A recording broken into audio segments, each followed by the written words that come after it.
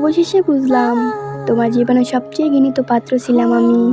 আমি না থাকলে তোমার সব কিছুই চলে, কোনো কিছুতেই তোমার ক্লান্ত নেই।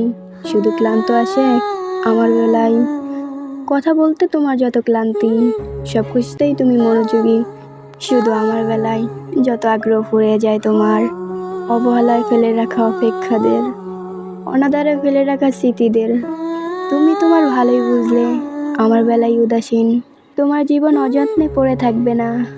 তুমি অবহেলার যন্ত্রণা বুঝো না। অনুভূতি, আবেগ আর ভালোবাসাকে মূল্যহীন মনে করো। তুমি ভুলে থাকো সবার বেলায় তোমার সময় অপুরন্ত। শুধু আমার বেলায় ব্যস্ততার, বাস্তবতার অজুহাত। তোমার সব আছে, শুধু আমি না থাকলে এমন কি।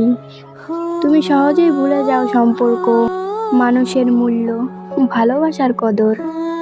আমি না থাকলেও তোমার সব অবসরে নেই।